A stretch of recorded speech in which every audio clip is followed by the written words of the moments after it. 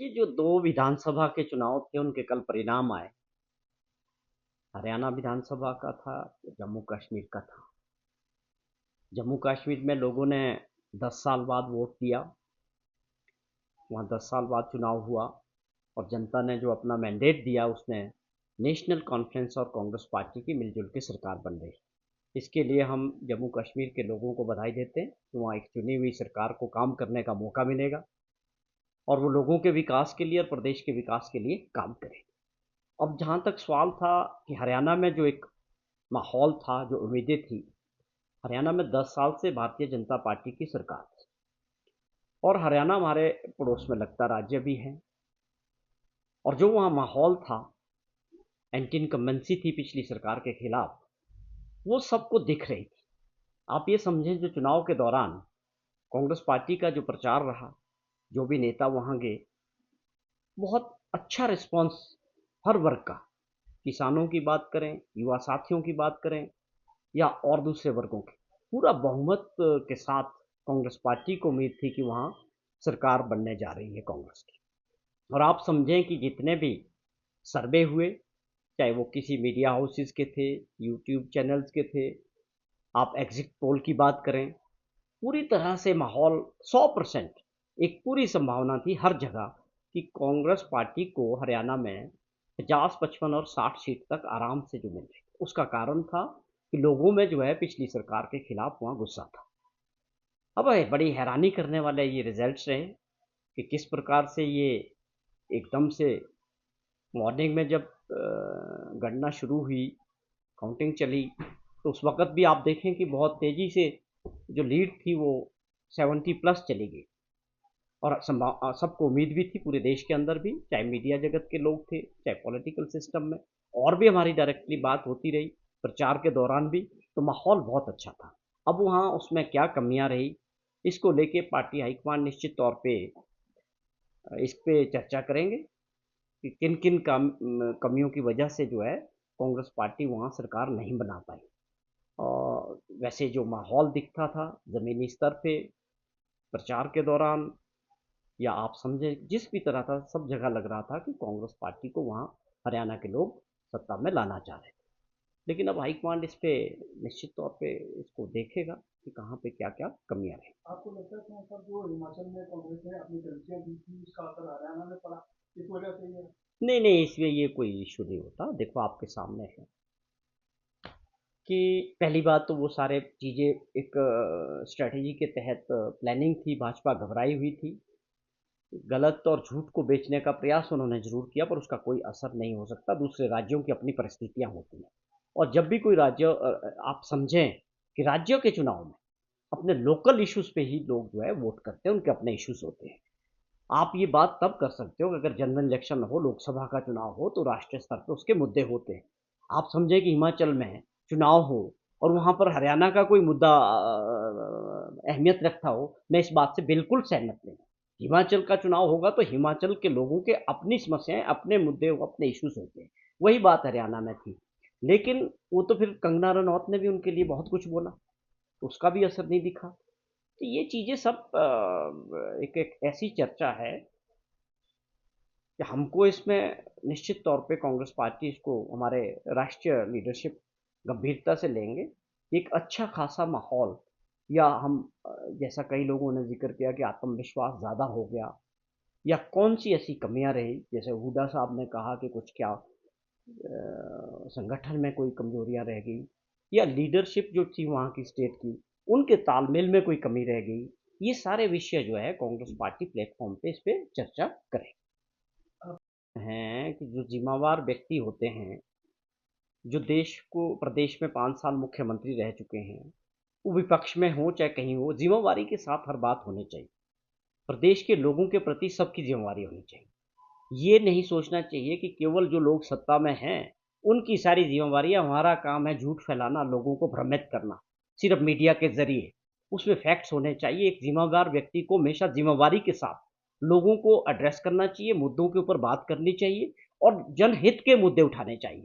कि भैया आप कोई एडवाइस करें, जयराम जी बताएँ कि 2 वर्षों में कौन-सी चिट्ठी, कौन-सा मुद्दा उन्होंने जनहित का सरकार को या मुख्यमंत्री जी को लिखा है। केवल मात्र मीडिया के ज़रिए अपने आप को एक्टिव रखने के लिए किसी भी तरह की बयानबाज़ी कर देना। कोई टॉयलेट टैक्स नहीं, कोई किसी पे टैक्स नहीं, केवल आप लोगों को डराना चाहते हैं। ये बिल्कुल गलत है। जो भी पिछले दिनों बात हुई थी कि टॉयलेट टैक्स सीट्स पर टैक्स है, उसकी जो चिट्ठी निकली वो तो जयराम जी के टाइम की निकली। वो नोटिफ़िकेशन तो जयराम जी के टाइम की है। उसपे तो वो बोल नहीं पा रहे हैं कुछ कि वो क्या था।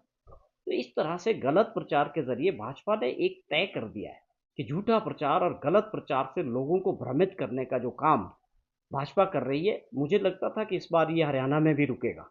लेकिन उनको वहाँ कामयाबियाँ मिली, उसके क्या कारण रहे, ग्राउंड रियलिटीज़ हरियाणा की अपनी अलग होगी, ये चीज़ें देखने वाली है। लेकिन जयराम जी को मेरी यही एक प्रार्थना रहेगी कि आप ज़िम्मेवार व्यक्ति हैं, विपक्ष के नेता हैं, कुछ अच्छे मुद्दे उठाएँ और उनमें अच्छी बात होगी तो सरकार आपके विचारों को भी उस पे शामिल करेंगे और वो उस पे साफ तौर पे प्रदेश के हित के लिए और प्रदेश में जो आर्थिक स्थिति आप छोड़ गए हैं बदहाल करके अपने टाइम में, ये तो आप ऐसा 5 साल का आपका समय रहा, जिस व्यक्ति ने कोई एक कदम नहीं उठाया प्रदेश की आर्थिक स्थिति को ठीक करने के लिए।